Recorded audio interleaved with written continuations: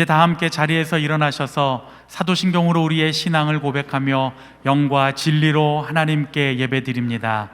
나는 전능하신 아버지 하나님, 천지의 창조주를 믿습니다. 나는 그의 유일하신 아들 우리 주 예수 그리스도를 믿습니다.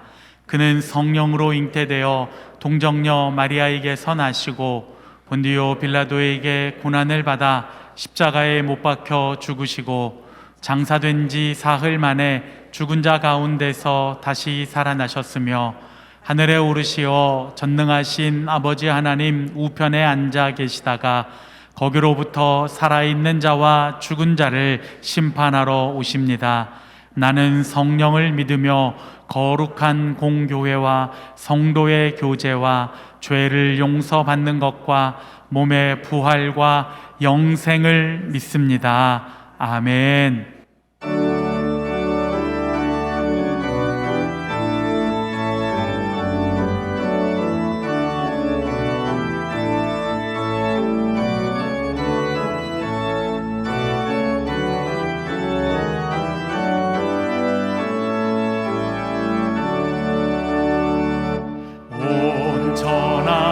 할렐루야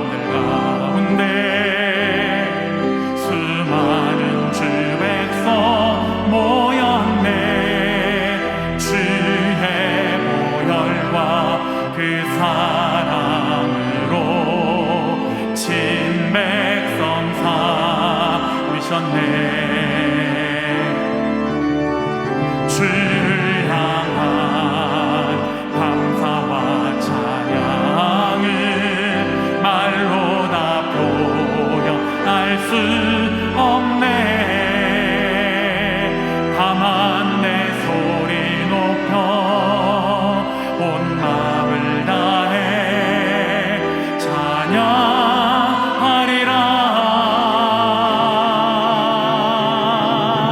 할렐루야 할렐루야 할렐루야 어린 양 할렐루야 할렐루야 주의 보혈 덮으사 모든 족속 모든 방언 모든 백성 열방의 모든 영광 모든 존귀 모든 찬양 주께 드리네.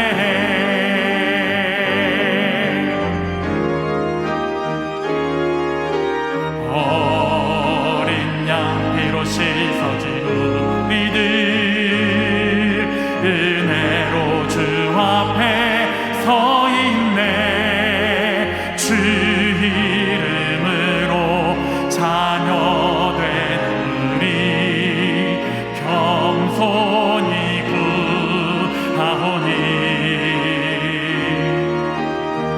주의 능력 우리에게 베푸사 주를 더욱 닮게 하소서. 그때의 모든 나라 주 영광 보며 경배하리라.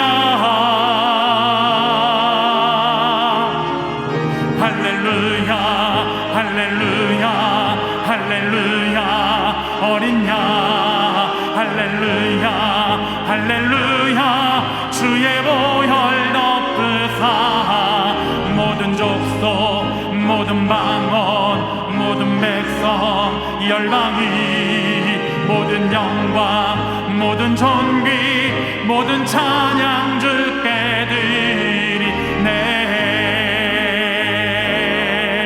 할렐루야 할렐루야 할렐루야 어린 양 할렐루야 할렐루야 주의 보혈 덮으사 모든 족속 모든 방언 모든 백성 열방이 모든 영광 모든 존귀 모든 찬양 주께 드리네.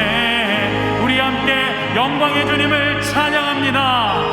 주님의 높고 위대하심을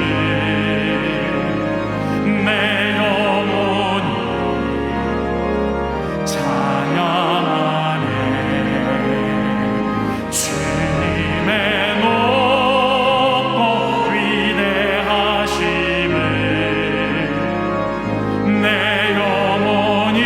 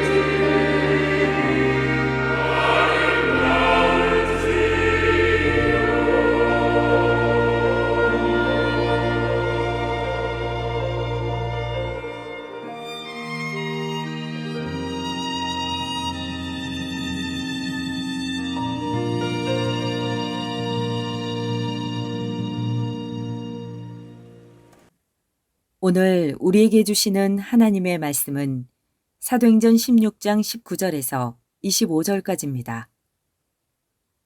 여종의 주인들은 자기 수익의 소망이 끊어진 것을 보고 바울과 실라를 붙잡아 장터로 관리들에게 끌어갔다가 상관들 앞에 데리고 가서 말하되, 이 사람이 유대인인데 우리 성을 심히 요란하게 하여 로마 사람인 우리가 받지도 못하고 행하지도 못할 풍속을 전한다 하거늘 우리가 일제히 일어나 고발하니 상관들이 옷을 찢어 벗기고 매로 치라 하여 많이 친 후에 옥에 가두고 간수에게 명하여 든든히 지키라 하니, 그가 이러한 명령을 받아 그들을 깊은 옥에 가두고 그 발을 착고에 든든히 채웠더니 한밤중에 바울과 실라가 기도하고 하나님을 찬송하매 죄수들이 듣더라.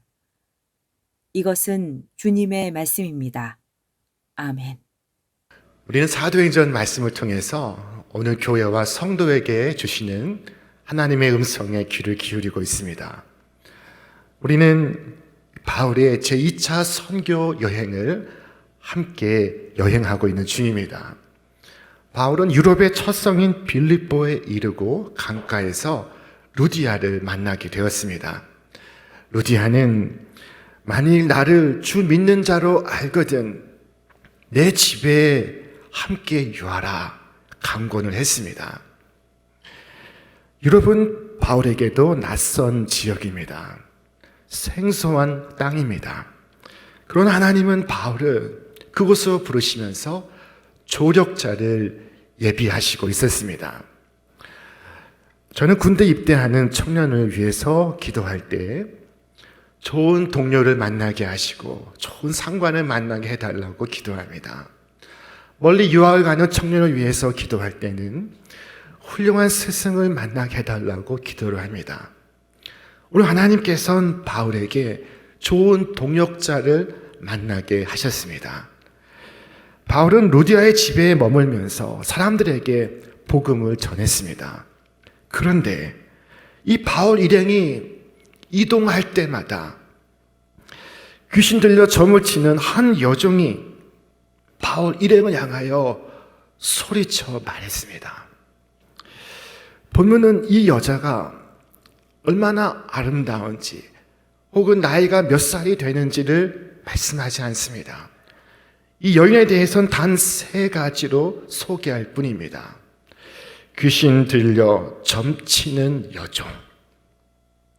얼마나 가련한 인생입니까? 그 여종은 주인에게 큰 돈벌이가 되어주고 있었습니다. 점을 치러 온 많은 사람들에게 돈을 벌어서 주인에게 큰 이익을 남겨주고 있었습니다.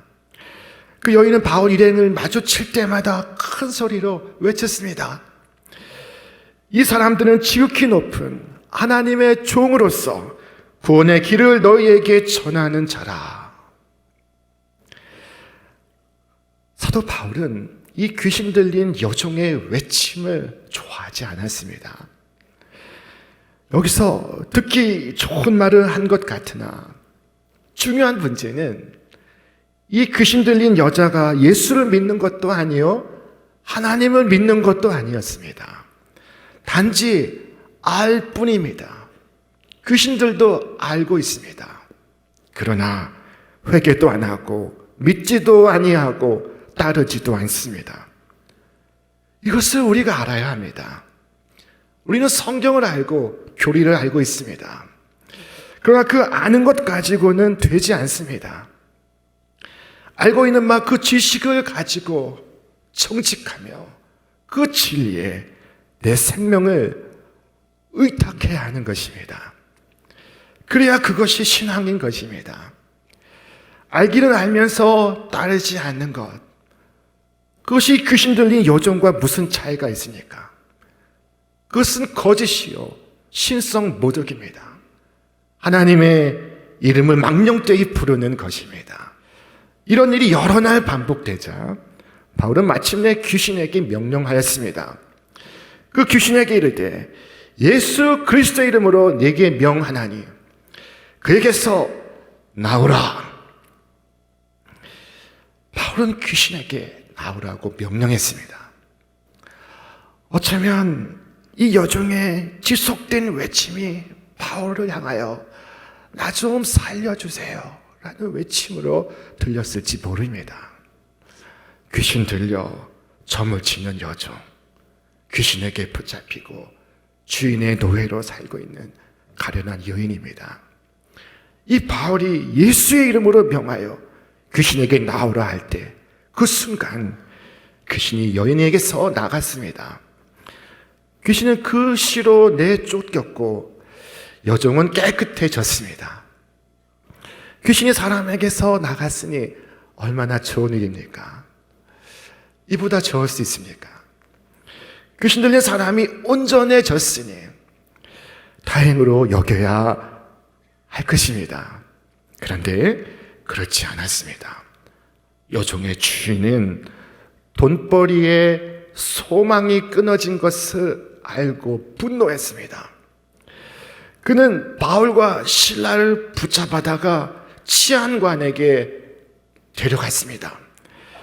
종의 주인들은 자기에게 소망이 끊어진 것을 보고 바울과 실라를 잡아가지고 라고 말씀합니다. 더는 이 여종을 통해서 돈 벌 가능성이 없다는 것을 주인이 안 것입니다. 그들은 말합니다. 이 사람들이 유대인인데 우리 성을 심히 요란하게 하여 로마 사람인 우리가 받지도 못하고 행하지도 못할 풍속을 전한다 하거늘. 자, 이들이 바울과 실라에게 더 씌운 혐의는 두 가지입니다. 하나는 유대인인 이 사람들이 도시를 소란케 하고 있다는 것입니다. 두 번째는 로마 시민들이 받아들일 수 없고 실천할 수 없는 이상한 풍속을 선전하고 있다는 것입니다. 저들은 바울 일행이 이상한 풍속을 전한다고 고발했습니다. 여러분, 바울 일행이 복음을 전했지 풍속을 전했습니까? 복음은 풍속의 문제가 아닙니다. 그러나 이 선동에 무리가 합세를 하였고 치안관은 바울과 실라의 옷을 찢어 벗기고 심히 매로 쳤습니다. 바울과 실라는 할 일 없이 매를 맞고 발에는 착고가 차인 채 깊은 지하 감옥에 던져지게 되었습니다. 그들은 재판도 없이 매를 맞았습니다.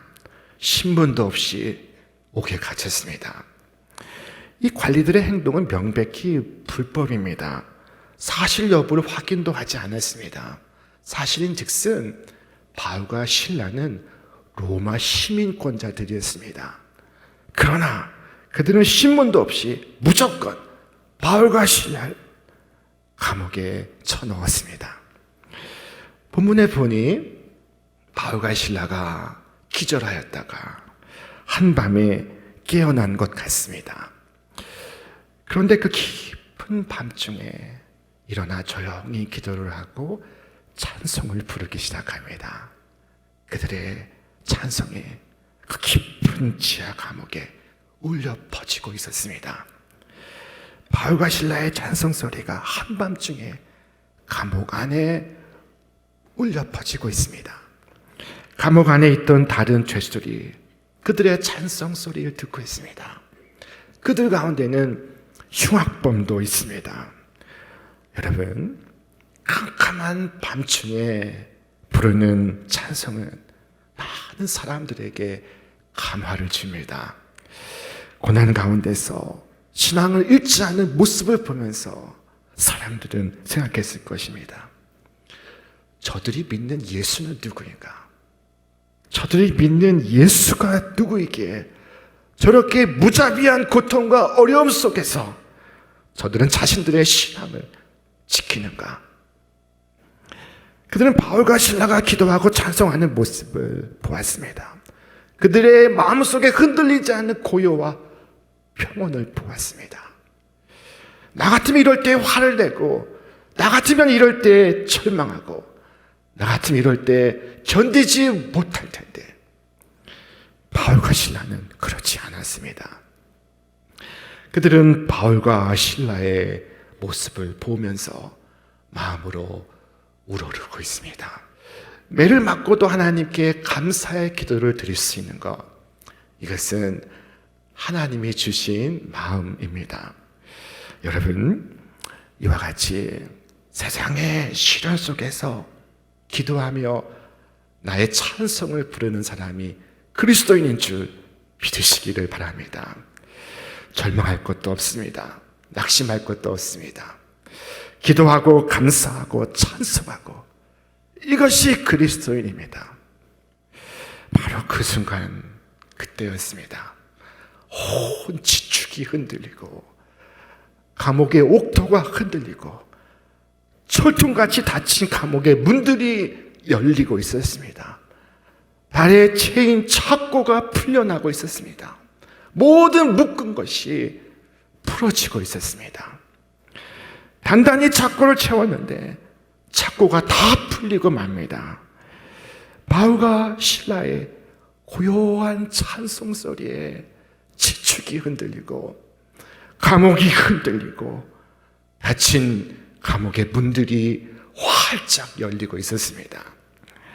여러분, 앞이 캄캄할 때 이와 같이 기도하시고 찬송할 수 있기를 바랍니다.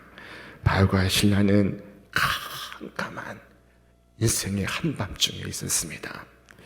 그러나 하나님 앞에서 기도했으며 찬양을 불렀습니다. 바울의 문은 이미 활짝 열려 있었습니다. 이것이 있고 나서야 감옥의 문이 활짝 열렸던 것입니다. 착고가 풀어진 것이었습니다. 그리고 또 하나의 기적이 준비되고 있었습니다. 그것은 간수가 마음이 열리는 기적입니다. 그와 그의 가족이 구원을 받는 기적입니다. 한밤중에 자다 깬 간수는 옥문이 열린 것을 보고 심히 당황했습니다. 죄수가 모두 도망을 갔다고 생각을 했던 것입니다. 그는 책임을 다하지 못했다는 생각에 스스로 자결하고자 했습니다. 당시 로마의 형법에 따르면은 죄수가 탈옥하거나 죄수에게 문제가 발생하면 죄수의 목숨을 대신하여 간수가 목숨으로 갚아야 하는 법이 있었습니다. 이것을 알고 있던 간수는 죄수를 놓쳤다는 생각 때문에 차라리 자결을 결심했습니다. 이렇게 되었으니 자결할 수밖에 없다 하고 결심을 했던 것입니다. 그가 스스로 목숨을 끊으려는 바로 그 순간 바울은 소리쳐 말했습니다. 내 몸을 상하지 말라. 우리가 다 여기 있노라. 그 말을 듣고 간수가 등불을 켜서 지하 감옥을 살펴보니 당연히 달아났어야 할 죄인들이 다 그 자리에 있습니다. 그때 온 몸에 전기가 흘렀습니다. 그의 몸이 떨렸습니다. 근데 그 자리에서 바울과 신라 앞에 엎드렸습니다. 선생이여, 우리가 어떻게 하여야 구원을 얻을 수 있겠나이까? 바울은 구원의 길을 묻는 간수에게 긴 설교를 하지 않았습니다. 주 예수를 믿으라. 그리하면 너와 네 집이 구원을 받으리라. 그때 그가 마음의 문을 열고 구원을 받습니다. 그 자신뿐 아니라 온 집안이 세례를 받습니다. 온 가족이 주 예수를 영접한 것입니다. 그들이 그때 크게 기뻐하였다고 성경은 말씀합니다. 이 기쁨은 금을 얻는 기쁨이 아닙니다. 출세하는 기쁨도 아닙니다. 지위와 명예를 얻는 기쁨도 아닙니다. 이 기쁨은 예수를 믿고 구원을 얻는 기쁨입니다. 닫힌 지옥의 문을 열고 천국에 입성하는 기쁨입니다. 이 기쁨은 억만금을 주고도 살 수 없는 기쁨입니다. 이것이 그날 간수에게 일어난 기적이었습니다. 그날 귀신에 들려 점을 치던 여종, 그리고 간수와 그의 가족들은 빌립보 교회 제2호 신자, 3호 신자가 되었습니다. 이들이 유럽의 새 역사를 여는 하나님의 거룩한 교회가 되었습니다. 이 모든 기적이 바로 찬송으로부터 시작이 되었습니다. 깊은 감옥, 불빛 한 점 없는 한밤중에 바울과 실라의 찬송이 울려 퍼졌습니다. 1892년 낯선 조선 땅에 열정적으로 복음을 전하던 한 선교사 부부가 있었습니다. 이 선교사 부부는 특별한 기도 제목이 있었습니다. 그것은 바로 자녀를 달라는 것이었습니다. 이들 부부는 6년의 기도 끝에 아이를 갖게 되는데 그 아이는 안타깝게도 8개월 만에 죽고 말았습니다. 그리고 3년 후에 두 번째 아기를 갖게 되는데 태어난 지 하루 만에 하늘나라에 가게 되었습니다. 그리고 1년 동안 두 아이를 잃은 선교사의 아내는 시름시름 앓다가 또 하늘나라에 가게 되었습니다. 홀로 남은 선교사에게 조선 사람들이 다가와 물었습니다.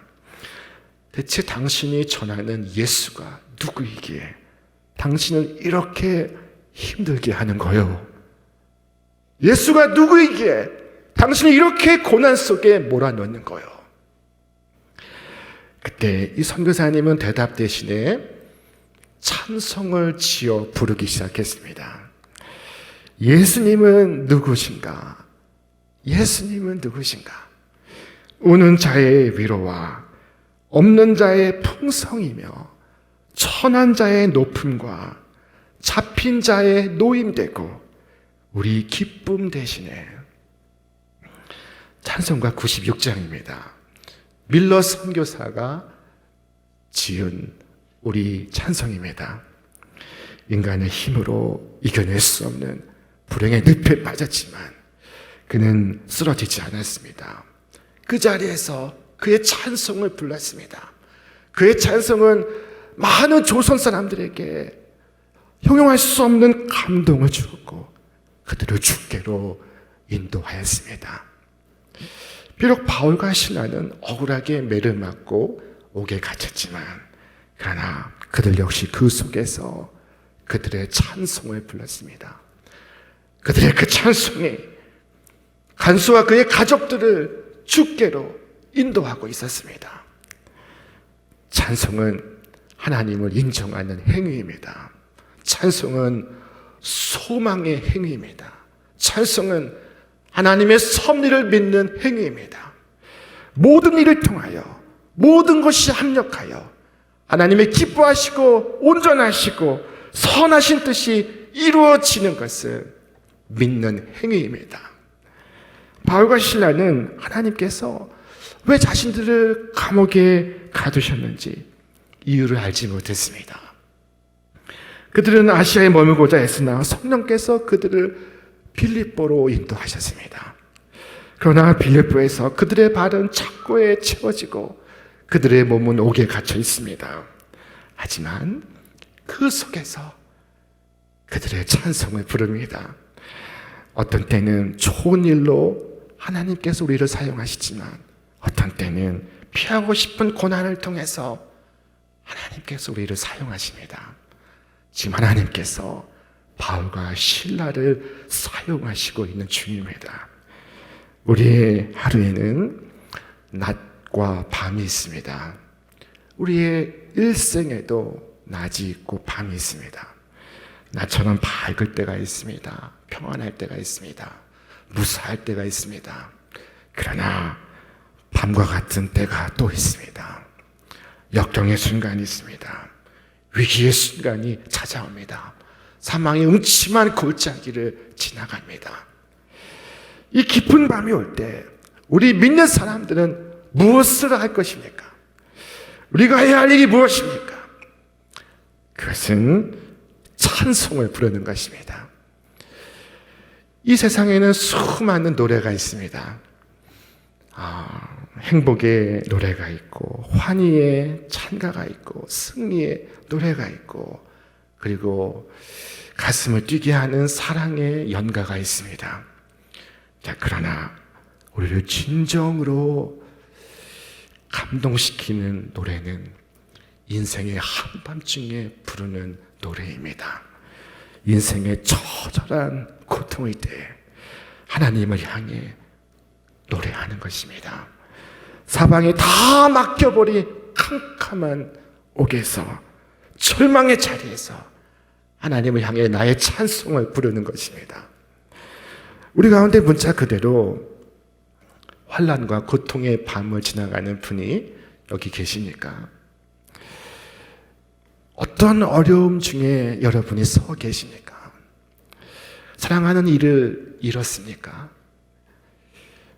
여러분 기억하시기 바랍니다. 이럴 때일수록 여러분의 찬송을 불러야 됩니다. 더 열심히 불러야 됩니다. 제게는 할머니가 계셨습니다.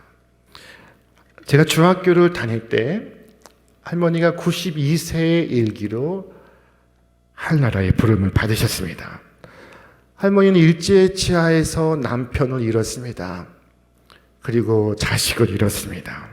그리고 훗날 사랑하는 장손을 잃었습니다.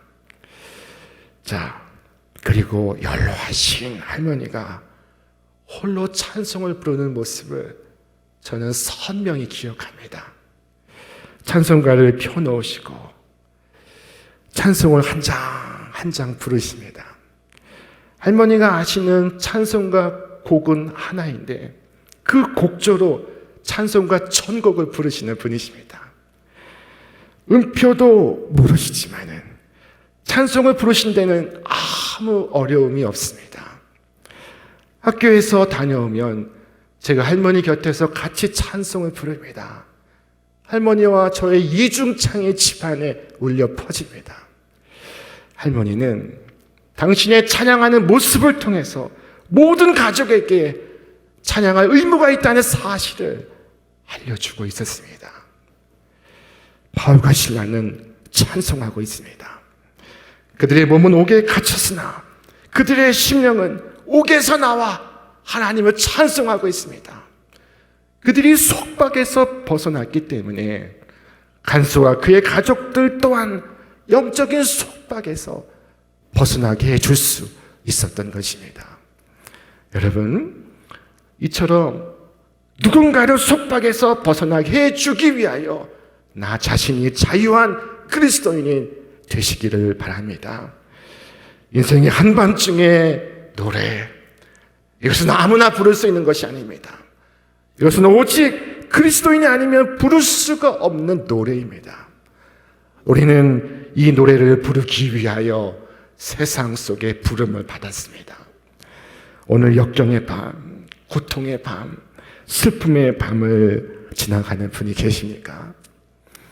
저는 여러분의 역경을 다 헤아릴 수 없으나 그러나 여러분이 겪는 그 고난과 슬픔 속에서 일어나 여러분의 찬송을 부르기 시작하시기를 바랍니다. 바울과 실라는 감옥에서 찬양을 했습니다. 여러분도 여러분의 자리에서 여러분의 찬양을 부르시기를 바랍니다. 우리는 평안할 때 기도하고 고난이 찾아올 때 불평했습니다. 인생의 한밤중에 낙심하고 절망했습니다. 그러나 그 고난의 시간이야말로 찬송을 위한 시간입니다. 욥은 주신 이도 여호와시오 거두신 이도 여호와시오니 오직 여호와의 이름이 찬송을 받으실지어다. 그 찬송을 불렀습니다. 인생의 한밤중에 부르는 노래만큼 신비로운 것은 없습니다.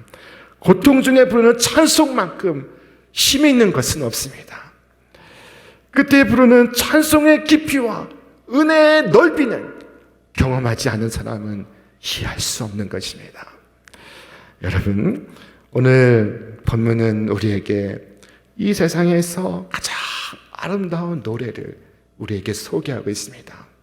가장 아름다운 노래를 부른 두 주인공을 우리에게 말씀하고 있습니다. 바울과 실라처럼 여러분도 여러분의 삶이 마치 착고에 채워지고 옥에 갇힌 것 같을 때 여러분의 찬송을 부르시기를 바랍니다.